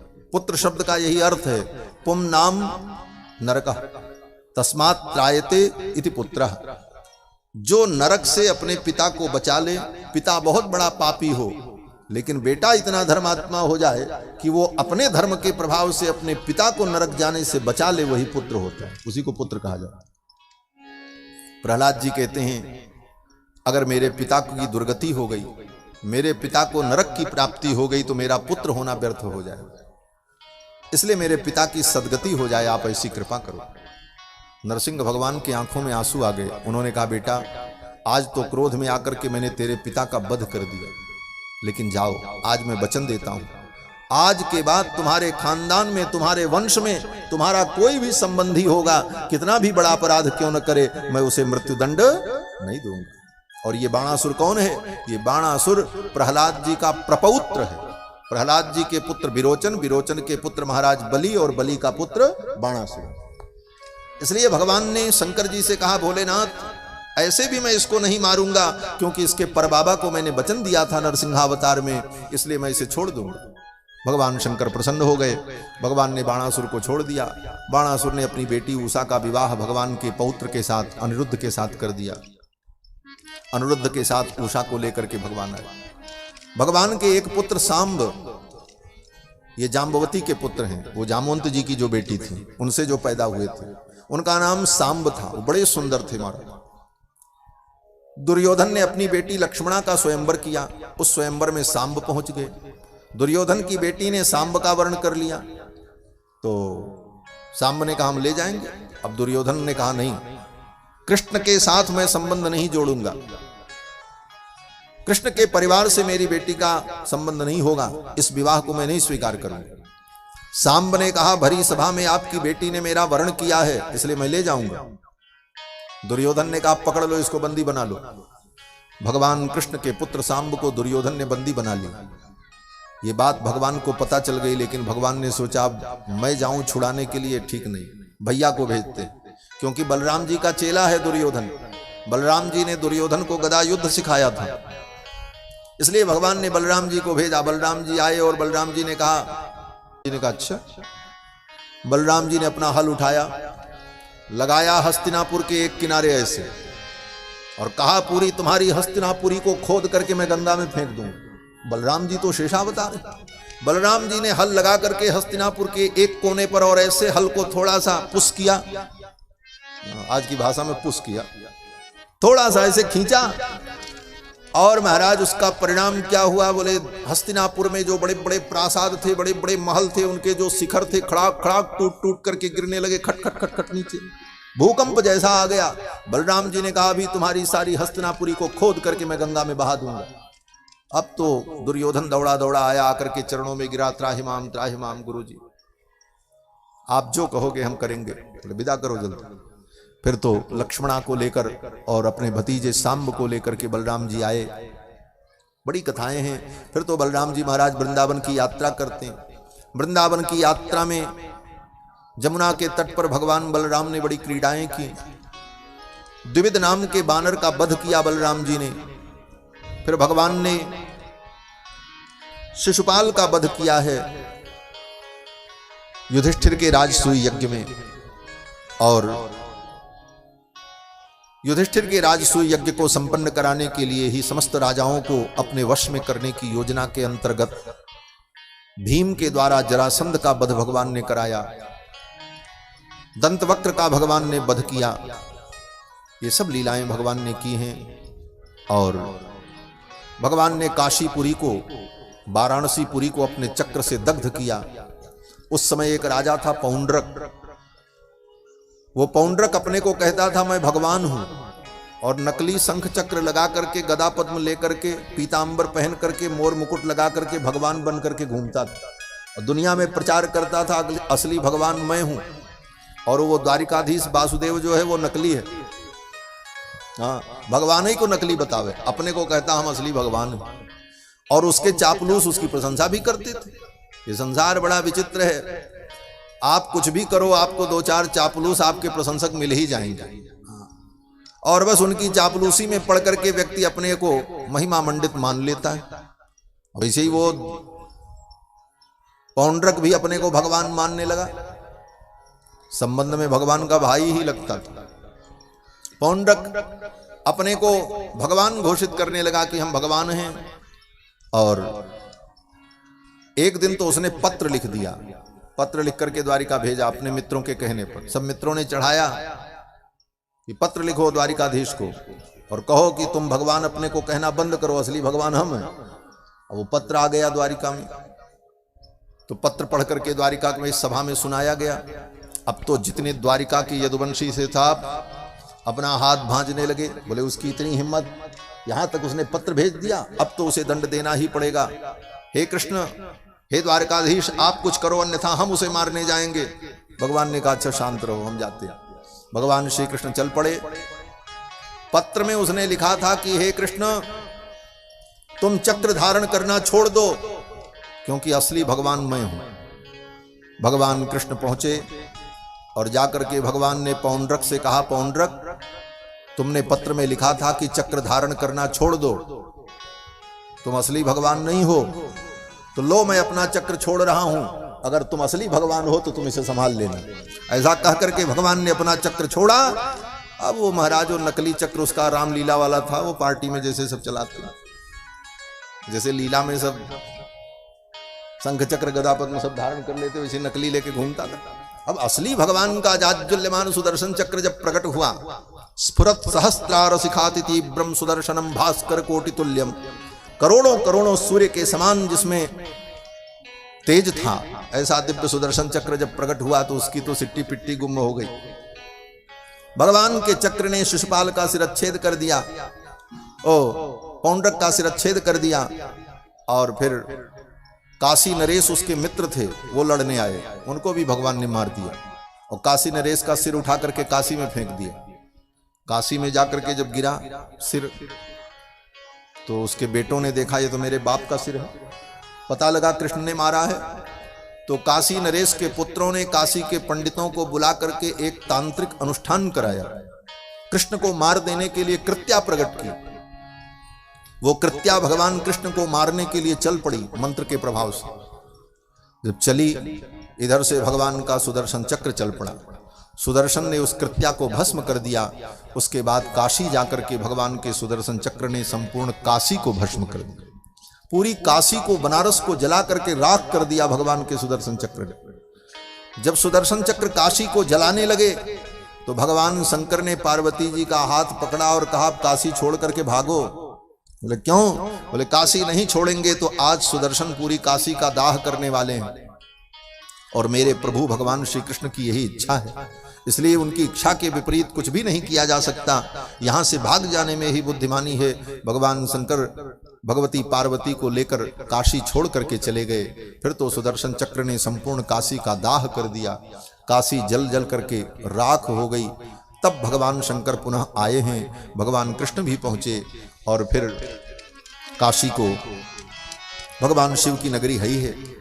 वहां पर भगवान बिंद माधव विराजते हैं और उसी दिन से काशी नगरी भगवान केशव की, ये तो काशी नगरी भगवान केशव की है ही है और भगवान शिव की भी। दोनों वहां पर हरिहर विराजते हैं, हरि भी हैं और हर भी। इस प्रकार भगवान ने काशी का दाह किया। इसके बाद कथा आती है, भगवान ने सुदामा ब्राह्मण के ऊपर कृपा की। सुदामा जी की कथा आपको मालूम ही है। 4 मुट्ठी चावल लेकर के सुदामा जी भगवान से मिलने गए हैं, लेकिन मिलने इसलिए नहीं गए थे सुदामा जी की भगवान हमको कुछ देंगे। सुदामा जी का उद्देश्य केवल यही था कि मुझे कृष्ण का दर्शन हो जाएगा। पत्नी के बार बार कहने पर सुदामा जी जाने को तैयार हुए। 4 मुट्ठी चावल लेकर के सुदामा जी गए हैं। भगवान ने सुदामा जी का बड़ा भव्य स्वागत किया और सुदामा जी के द्वारा लाए गए चावल को भगवान ने बड़े प्रेम से ग्रहण किया। 1 मुट्ठी भगवान ने खाया, 3 मुट्ठी छोड़ दी। उन 3 मुट्ठी चावलों को रुक्मिणी जी ने भगवान की समस्त पत्नियों को एक एक कण प्रदान किया। सुदामा जी के घर से आया हुआ पवित्र अन्न है, ब्राह्मण का आशीर्वाद है। और फिर सुदामा जी को आदर पूर्वक भगवान ने विदा कर दिया। सुदामा जी जैसे आए थे वैसे ही विदा कर दिया। धोती फटी सी लटी दुपटी, वो जैसी धोती थी फटी वही फटी धोती पहने सुदामा जी लौट करके आए। एक नई धोती भी नहीं दिया भगवान ने सुदामा जी, ना दिया। स्वागत खूब किया, सम्मान में कोई कमी नहीं रखी। भगवान श्री कृष्ण ने सुदामा जी को अपने पलंग पर बैठाया महाराज, अपने निज अंतःपुर में, जहां ब्रह्मादिक देवताओं का भी प्रवेश नहीं हो सकता, ब्रह्मा भी नहीं जा सकता। उस पलंग पर सुदामा जी को बैठाया और सुदामा जी भी नंगे पांव आए थे। ये भी नहीं कि जूता चप्पल पहन के आए रहे हो, खूब कचड़ा उचड़ा मिट्टी उट्टी सब लगा था पैर में। हाँ, और ऐसे ही बैठा दिया अपने पलंग पर महाराज और स्वयं चरण धोने के लिए बैठ गए। रुक्मिणी जी तो देख करके नाक सिकोड़ने लगी, कहां से इस गंदे कुचैले आदमी को ला करके मेरे बिस्तर पर बैठा दिया। गर्हिते नाधमेन च, ये लिखा है भागवत में। रुक्मिणी जी मन में सोचने लगी, इस गर्हित को, इस अधम को, इस गंदे मैले कुचैले को ला करके मेरे बिस्तर पर बैठा दिया। मन में सोचा रुक्मिणी जी ने, भगवान सब समझ गए, भगवान तो अंतर्यामी है। रुक्मिणी की ओर देखा और आंखों आंखों में ही भगवान ने रुक्मिणी जी को सब कुछ बता दिया। क्या बता दिया? भगवान ने रुक्मिणी की ओर देख करके कहा, रुक्मिणी आज तू द्वारिका की पटरानी है तो तुझे अहंकार है कि मैं द्वारिका की पट्ट महिषी हूं।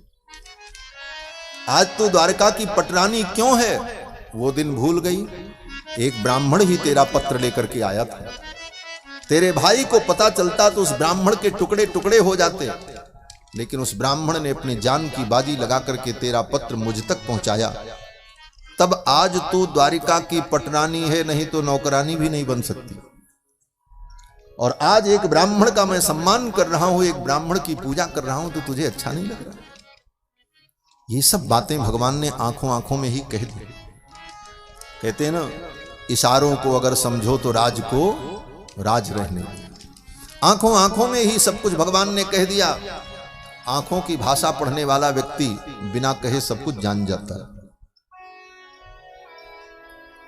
रुक्मिणी जी समझ गई और रुक्मिणी जी को बड़ा पश्चाताप हुआ। फिर तो रुक्मिणी जी स्वयं दौड़ दौड़ करके एक एक वस्तु ला करके देने लगी और वो भी सुदामा जी के सम्मान में, सेवा में लग गई।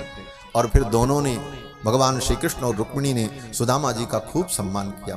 चरण धोया, चरण दबाया, चरणामृत लिया और उस चरण जल को लेकर पूरे महल में छींटा। भगवान ने कहा घर के कोने कोने में डालो, ऐसे तपस्वी ब्राह्मण का चरणामृत है, विप्रपादोदक है, हमारा मंगल होगा। और बड़ी ही आत्मीयता भगवान ने प्रकट की। सुदामा जी से पूछा, मित्र एक बात बताओ। देखो, कोई मित्र जब बहुत दिन बाद अपने मित्र से मिलता है, पढ़ाई पूरी होने के बाद, तो सबसे पहले कौन सी बात शुरू होती है? बोले सबसे पहले यही बात शुरू होती है कि मित्र अपने मित्र से पूछता है, यार तेरी शादी हुई कि नहीं हुई। शुरुआत यहीं से होती। भगवान ने भी यही पूछा सुदामा जी से कि मित्र, गुरुकुल से जाने के बाद आपका विवाह हुआ कि नहीं हुआ, और विवाह हुआ तो कैसी भार्या प्राप्त हुई। जब इस प्रकार भगवान ने पूछा तो सुदामा जी ने कहा, मित्र विवाह तो हुआ, मेरी भार्या बड़ी अच्छी है, बड़ी सुशीला है। बड़ी प्रशंसा की सुदामा जी ने अपनी पत्नी की। सुदामा जी अपने पत्नी की प्रशंसा कर रहे हैं, इतने त्यागी ब्राह्मण होकर, तपस्वी होकर, क्या पत्नी परायण है इसलिए पत्नी की इतनी बड़ाई कर रहे हैं? कहते नहीं नहीं, सुदामा जी का कहने का कुछ भाव और है। सुदामा जी कहते हैं, मित्र मेरी पत्नी बहुत अच्छी है, मैं तो जीवन में कभी कृष्ण आपके चरणों तक ना आ पाता, द्वारिका में कभी ना आता संकोच के कारण, लेकिन मेरी पत्नी बहुत अच्छी है। बार बार उसने कह कह करके मुझको भेजा। आज मैं आपका दर्शन कर रहा हूं, ये लाभ मुझे मिला तो मेरी पत्नी के कारण मिला। अयम ही परमो लाभो उत्तम श्लोक दर्शनम। आप जैसे उत्तम श्लोक, महनीय कीर्ति वाले पुरुष का दर्शन, आपका दर्शन, ये मेरी पत्नी की प्रेरणा का परिणाम है। मैं तो कभी ना आ पाता, इसलिए मैं मानता हूं मेरी पत्नी बहुत अच्छी है, वास्तविक धर्म पत्नी है। धर्म पत्नी का मतलब क्या है? जो पति को धर्म में लगा दे उसी का नाम धर्म पत्नी। जो अपने पति को प्रेरित करती रहे धर्म के लिए, तुम धर्म का आचरण करो, धर्म का आचरण, वो धर्म पत्नी। धर्म पत्नी का यही मतलब होता है। फिर तो सुदामा जी महाराज को भगवान ने विदा कर दिया। जैसे सुदामा जी आए थे वैसे ही सम्मान खूब दिया, प्रेम दिया, स्नेह दिया, आत्मीयता व्यक्त की, लेकिन दिया कुछ नहीं। सुदामा जी रास्ते में जब पहुंचे तो सोचने लगे, कृष्ण ने सम्मान तो खूब किया, इतना प्रेम दिया, कितना आदर दिया, लेकिन दिया कुछ नहीं। लेकिन कोई बात नहीं, कृष्ण ने जो प्रेम दिया, जो सम्मान दिया, वो कौन दे सकता? द्वारिकाधीश होकर के उन्होंने मुझ जैसे अधम दीनहीन पर इतनी कृपा की, यही मेरे लिए बहुत है। यही सब सोचते हुए सुदामा जी अपने घर पहुंचे। जब घर पहुंचे तो देखते क्या है, कुटिया गायब। जहां कुटिया थी वहां महल बन गया। भगवान कृष्ण की माया बड़ी अद्भुत, सारे वैभव प्रकट हो गए। सुदामा जी ने अपनी पत्नी को देखा, महाराज उधर से वो सजी संवरी आ रही थी। सुदामा जी देख करके पहचान गए, अरे ये सब मेरे कृष्ण की कृपा है। अंत में सुदामा जी ने अपनी पत्नी से कहा, देवी अब तुम अपने बच्चों के साथ ये सब राजकाज संभालो, मैं तो भजन करूंगा भगवान का। सुदामा जी जैसे पहले थे वैसे ही रहे। ये नहीं कि धन संपत्ति वैभव आ गया तो अब सुदामा जी खूब बढ़िया बढ़िया कपड़े पहन करके खूब खा पी करके मस्ती करें ना। सुदामा जी अपनी वही त्याग तपस्या और वही पवित्र जीवन जो उनका था, उसी प्रकार का जीवन वो जीते रहे। ऐसे सुदामा के ऊपर भगवान ने कृपा की। 125 वर्ष तक भगवान ने द्वारिकापुरी में रहकर सब लीलाएं की और पृथ्वी का भार उन्होंने उतारा। महाभारत के युद्ध के माध्यम से भगवान ने दुष्टों का संहार कराया। और फिर जब भगवान ने देखा कि अब मेरे वंश के लोग ही पृथ्वी के भार बन गए, पृथ्वी का भार उतारने के लिए हमने महाभारत युद्ध कराया, लेकिन मेरे ही खानदान के लोग पृथ्वी के भार बन गए। ये इतने यदुवंशी, 56 करोड़ यदुवंशी, और ये ऐसे दुर्दांत कि इनको कोई पराजित भी नहीं कर सकता। तब भगवान ने ब्राह्मण के शाप को कारण बना करके अपने ही वंश का संहार करा दिया। भगवान जानते थे मेरे चले जाने के बाद ये पृथ्वी के लिए काल बन जाएंगे मेरे वंश के लोग, इनको भी समाप्त करना जरूरी। और फिर भगवान ने ब्राह्मण के शाप को कारण बना करके संपूर्ण यदुवंशियों का संहार करा दिया। सब आपस में ही लड़ करके मर गए। भगवान ने भी जरा नाम के व्याध के बाण को निमित्त बना करके अपनी लीला का संवरण कर लिया। भगवान निज धाम पधार गए। बलराम जी महाराज भी अपने शेष रूप से समुद्र में प्रवेश कर गए और सुतल लोक को चले गए। ये सब कथा श्री सुखदेव जी ने राजा परीक्षित को सुनाई है। 11वें स्कंद में नव योगेश्वर संवाद के माध्यम से भक्ति के अनेक सूक्ष्म सिद्धांत रहस्य बताए। निज धाम जाने के पहले भगवान ने उद्धव जी को ज्ञान विज्ञान भक्ति सबका उपदेश किया है। ये सब है। अब वो ज्ञान विज्ञान भक्ति का उपदेश कथा में कहीं न कहीं सब बातें हमने कह दी हैं। वही सब बातें यहाँ भी दूसरे प्रकार से, प्रकारांतर से, अन्य रूपों में कही गई। ये सब वर्णन करने के बाद श्री सुखदेव जी महाराज अंत में राजा परीक्षित से कहते हैं, राजन अब तुम निश्चिंत होकर के काल की प्रतीक्षा करो और ये चिंतन करो कि तुम नहीं मरोगे, शरीर तुम्हारा मरेगा। शरीर मरता है, आत्मा नहीं मरती। सुखदेव जी कहते हैं, त्वं तु राजन मरिष्येति पशु बुद्धि मिमाम जहि। त्वं तु राजन मरिष्येति, तुम ये सोच रहे हो कि मैं मरूंगा, तो ये तुम्हारी बुद्धि जो है ये पशु बुद्धि है। पशु सोचता है कि मैं मरूंगा। मरता शरीर है, आत्मा नहीं मरती। और तुम शरीर नहीं हो, तुम आत्मा हो। इसलिए ये पशु बुद्धि का तुम त्याग कर दो। त्वं तु राजन मरिष्येति पशु बुद्धि मिमाम जहि न जातः प्राग भूतोद्य देहवत्तम न नंक्षसी। आत्मा का कभी नाश नहीं होता, इसलिए तुम अविनाशी आत्मरूप हो। अपनी आत्मा का चिंतन करो। ये सब कह करके सुखदेव जी महाराज उठे और उठ करके चल पड़े। जैसे सुखदेव जी आए थे उसी प्रकार सुखदेव जी जब चलने के लिए उद्यत हुए तो राजा परीक्षित ने उनके चरणों में प्रणाम किया, पुष्पांजलि अर्पित की, पूजन किया और कहा कि सिद्धोस्मि अनुगृहीतोस्मि भवता करुणात्मना। हे भगवन, सिद्धोस्मि अनुगृहीतोस्मि, अब मैं सिद्ध हो गया। आपने मेरे ऊपर अनुग्रह किया, आपने मेरे ऊपर करुणा की। श्रावितो यच्च मे साक्षात् अनादि निधनो हरिः। श्रावितो यच्च मे साक्षात्, आपने जो हमको सुनाया है, ये बड़ी महत्वपूर्ण बात कह रहे हैं राजा परीक्षित। श्रोता को भी यही अनुभव करना चाहिए।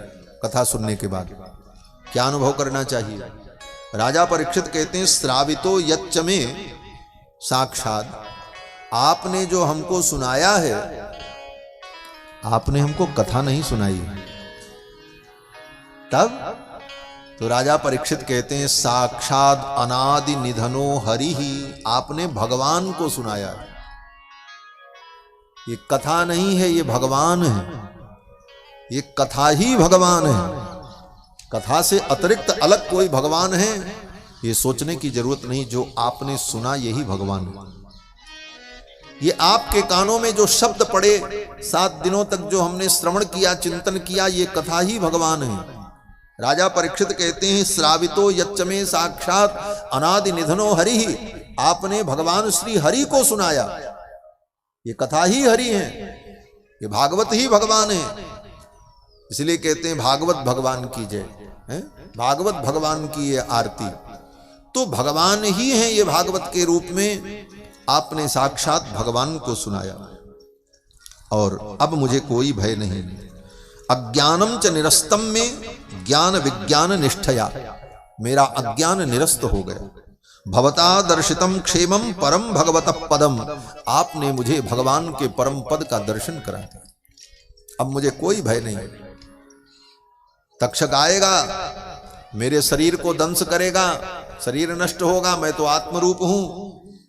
नारद जी सुखदेव जी महाराज उठ करके चल पड़े।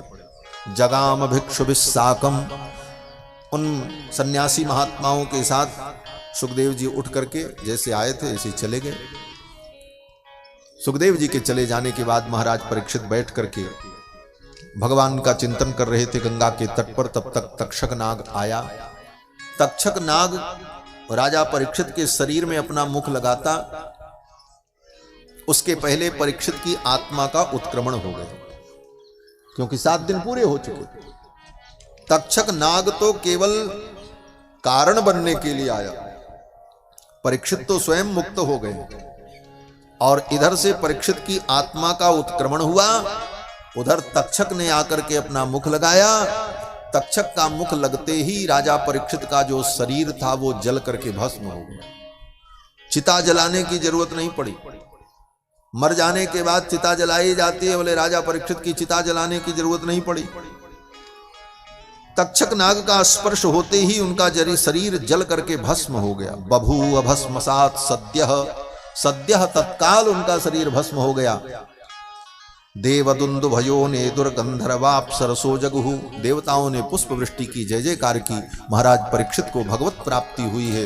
बोलो श्री परीक्षित जी महाराज की जय। परीक्षित को परम गति की प्राप्ति हो गई। ये सब कथा श्री सूत जी महाराज ने शौनकादि मुनियों को सुनाया, और अंत में श्री सूत जी महाराज ने 18 पुराणों का नाम, श्लोक संख्या ये सब बताई, और अंत में श्रीमद् भागवत महापुराण की महिमा का वर्णन श्री सूत जी महाराज ने शौनकादि मुनियों को सुनाया। श्रीमद् भागवत महापुराण की महिमा का संक्षेप में वर्णन करते हुए सूत जी ने कहा कि सर्व वेदांत सारम ही श्री भागवत मिष्यते, ये भागवत समस्त वेदांत का सार है।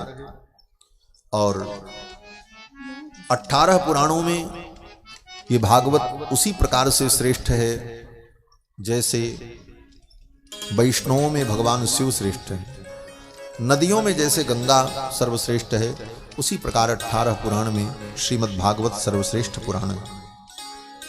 ये भागवत का दिव्य ज्ञान भगवान से चल करके मृत्युलोक तक आया।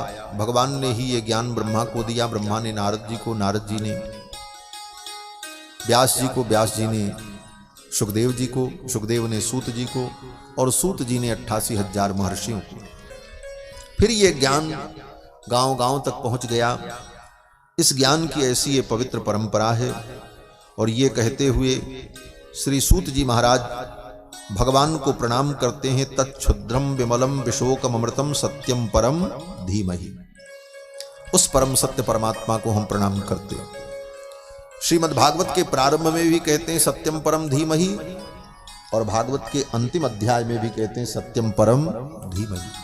यही परम सत्य है। परम सत्य भगवान ही हैं, बाकी सब कुछ नाशवान है और सब क्षरण युक्त है। अंत में श्री सूत जी महाराज कहते हैं कि भगवान से यही प्रार्थना करनी चाहिए कि हे प्रभु, हमारा कहीं भी जन्म हो, हमारा कर्म हमें किसी भी जोनी में ले जाए, तो हे प्रभु आपके चरणों की भक्ति हमें प्राप्त हो, और हमें कुछ नहीं चाहिए। भागवत कथा सुनने के बाद ये ज्ञान अपने हृदय में दृढ़ करना चाहिए कि हम भगवान से मांगना छोड़ दें। भगवान से कुछ मत मांगो, और भगवान से ही नहीं, किसी से भी अपने पुरुषार्थ परिश्रम से, अपनी बुद्धि विवेक से जो हो सके वो संसार में करते रहो। भगवान से भी मत मांगो। भगवान से क्या मांगो? बोले भगवान से केवल एक चीज मांगो कि हे प्रभु, आपके चरणों का प्रेम हमें प्राप्त हो। बस आपका निरंतर मैं स्मरण करता रहूं, आपके प्रति मेरा मन सदा श्रद्धावनत रहे, और मेरा मन सदा आपका चिंतन करता रहे। यही भगवान से मांगना चाहिए, और भगवान से कुछ नहीं मांगना चाहिए। मांगने की कोई जरूरत नहीं, बिना मांगे ही वो सब कुछ देते हैं। जब तुम मांगने लायक भी नहीं थे तब भी उन्होंने ही दिया था। जब तुम पैदा नहीं हुए थे, मां के गर्भ में थे, तो तुम कैसे जिंदा रहोगे, इसकी व्यवस्था भगवान ने की थी। तुम्हारी नाभि में ही भोजन की डायरेक्ट पेट में सप्लाई करने के लिए पाइपलाइन जोड़ दिया था। माँ खाएगी और सब भोजन बढ़िया मुलायम मुलायम सब लिक्विड तैयार करके डायरेक्ट पेट में जलाएगा। कितनी बड़ी व्यवस्था, सोचो। उसके बाद जब बाहर आए माँ के गर्भ से, तो तुम्हारी आंतें कमजोर थीं और मुख में दांत भी नहीं थे, मोटा अन्न पचाने की क्षमता नहीं है, तुम कैसे जिंदा रहोगे? तो तुम्हारे पैदा होने के पहले मां के स्तन में उस परमात्मा ने दुग्ध प्रकट कर दिया, इसे पी करके तुम जिंदा रहो। और केवल मनुष्य को ही नहीं, पशुओं में भी यही व्यवस्था। गाय के बछड़े पैदा होते हैं, उसके पहले ही उनके पयोधर में दूध आ जाते हैं। परमात्मा को सबकी चिंता है। योसौ विश्वंभरो देवः, वो विश्वंभर है महाराज, सारी दुनिया का भरण पोषण कर। आदमी के जैसा तो खतरनाक कोई प्राणी ही नहीं मरा। सब कुछ होने के बाद आदमी परेशान है। तुम्हारे पास खेत है, जमीन है, सोना है, चांदी है, रुपया है, बुद्धि है, विवेक है, बोलने की क्षमता है, संसाधन है, सब कुछ है। उसके बाद भी तुम कहते हो हमारे पास कुछ नहीं, हम दुखी, हम दुखी। उन पशुओं से पूछो जिनके पास कुछ नहीं है, बोलने की क्षमता भी नहीं है, पराधीन है, लेकिन इसके बाद भी उनको भी भोजन मिलता है कि नहीं मिलता है? उनको भी भोजन मिलता है, उनको भी प्रारब्ध में जितना सुख है उतना सुख मिलता है, और वो भी अपना जीवन जी लेते हैं, और हमसे आपसे ज्यादा सुखी होते महाराज। भोजन करने के बाद आंख बंद करके निश्चिंत रहते हैं, कोई टेंशन नहीं होता हूं। और मनुष्य को बोले रात भर नींद नहीं आती, दवा की गोली खाना पड़ रहा, फिर भी नींद नहीं आ रही, और तो और सारी सामग्री होते हुए भी खाने का प्रारब्ध नहीं है। माल घर में भरा हुआ है, डॉक्टर ने कहा है कि रोटी का छिलका और दाल का पानी खाओ, नहीं तो मर जाओगे, कुछ और नहीं खा सकते। क्या करो? विचार करो, भगवान ने तो सब कुछ दिया है, फिर क्या मांगते रहते? अब क्या लोगे और लेकर के जाओगे कहां? सब यहीं रहेगा। कितना भी बना लो, कितना भी कर लो, सब यहीं रहेगा। जितना तुमने खा लिया, और जो अपने शरीर पर 2-4 वस्त्र पहन लिए अपने तन को ढकने के लिए, और चैन से बैठकर शांति का अनुभव कर लिया, वही तुम्हारा है, बाकी कुछ तुम्हारा नहीं। सच्चाई है। इसलिए भगवान से केवल एक चीज मांगनी चाहिए, हे प्रभु आपके चरणों का स्मरण बना रहे और मैं माया में उलझने न पाऊं। हे गोविंद आप कृपा करना, अपने चरणों की भक्ति प्रदान कर। यही प्रार्थना करके भागवत की कथा को सूत जी ने पूर्ण किया। भवे भवे यथा भक्ति पादयोस्तव जायते, कहीं भी हमारा जन्म हो आपके चरणों की भक्ति हमें मिले। और फिर अंत में कहते हैं नाम संकीर्तनम यस्य सर्व पाप प्रणाशनम, जिन भगवान का नाम संकीर्तन समस्त पापों का नाश कर देता है, ऐसे भगवान को हम प्रणाम करते हैं। तम नमामि हरिम परम, ऐसा कह करके भगवान हरि को प्रणाम करके सूत जी ने अपनी वाणी को विराम दिया है। यहीं पर भागवत का 12वां स्कंद और 12वें स्कंद का 13वां अध्याय पूर्ण होता है, भागवत की कथा पूर्ण होती है। तो भागवत जी के अंतिम 2 श्लोकों को हम सभी लोग पढ़ करके भगवान से प्रार्थना करें, और प्रार्थना यही करनी है कि हे प्रभु आपके चरणों की भक्ति हमें मिले, और आपका नाम संकीर्तन समस्त पापों को नष्ट कर देता है, इसलिए मैं आपके चरणों में प्रणाम करता हूँ। भाव यही है। मैं श्लोक बोलूंगा, पीछे से आप लोग भी बोलेंगे। बोलो श्री सीतारामचंद्र भगवान की जय। भवे भवे यथा भक्ति, भवे भवे यथा भक्ति, पादयोस्तव जायते, पादयोस्तव जायते, तथा कुरुस्व देवेश, तथा कुरुष्व देवेश, नाथस्त्वन्नो यतः प्रभो, नाथस्त्वन्नो यतः प्रभो, नाम संकीर्तनं यस्य, नाम संकीर्तनं यस्य, सर्वपाप प्रणाशनं, सर्वपाप प्रणाशनं, प्रणामो दुःख समनः, प्रणामो दुःख समनः, तं नमामि हरिं परं, तं नमामि हरिं परं, हरये नमः, हरये नमः, हरये नमः, हरये नमः, हरये नमः, हरये नमः। तद्ब्रह्मार्पणमस्तु। बोलो वृंदावन बिहारी लाल की जय, श्री भागवत भगवान की जय, श्री सुखदेव भगवान की जय, श्री वेदव्यास भगवान की जय, सत्य सनातन वैदिक धर्म की जय, अखंड भारत वर्ष की जय, श्री भाष्यकार रामानुज स्वामी जी महाराज की जय, सब संतन की जय, सब भक्तन की जय, जय जय श्री राधे श्याम। इस प्रकार आज 7वें दिन श्री भागवत जी की कथा विश्राम को प्राप्त करती है। और आप लोगों ने 7 दिन तक बड़े धैर्य से मेरी बातों को सुना और आपने इसको अनुभव किया। बस यही प्रार्थना होगी कि 7 दिन में आपने जो भागवत जी की कथा सुनी है, जो बातें आपको समझ में आई, अच्छी लगी, उसको आप अपने जीवन में उतारने का प्रयास करें। तभी कथा सुनने का फल है। जो आपने श्रवण किया इसको अपने जीवन में अपनाएं। श्रवण करते समय जो बातें आपको समझ में आई और आप उसको समझ सके तो निश्चित रूप से आप उसको अपने जीवन में उतारने का प्रयास करें। यही भागवत सुनने का परम फल होगा। और श्री गोपाल कृष्ण अग्रवाल जी को मैं साधुवाद देता हूं, जिन्होंने बड़े ही उत्साह से और बड़ी ही प्रसन्नता से और बड़े ही उदार भाव से इस कथा का आयोजन किया। लगभग 2.5 वर्षों से, 2.5 क्या 3 वर्ष हो गए, जब प्रयाग का कुंभ हुआ था उस समय से इस कथा के लिए आप फोन करते रहे, हमको कब समय मिलेगा, हमको कब समय मिलेगा। और 3 साल से 6-6 महीने पहले से योजना बनाते बनाते भी समय नहीं हो पा रहा था। कभी कोई समस्या, कभी कोई समस्या। अचानक 2 महीना पहले ऐसी स्थिति सृजित हुई। हमने फोन करके कहा, महाराज एक समय खाली है बीच में, अगर आप इसमें कथा सुनना चाहो तो हम तैयार हैं। इन्होंने कहा, महाराज अब चाहे जब आप कहोगे हम तभी करा लेंगे कथा। 3 साल तो हो गए कहते कहते। और फिर अचानक ही योजना बन गई और ये कथा निश्चित हो गई। और ये सब क्यों हुआ?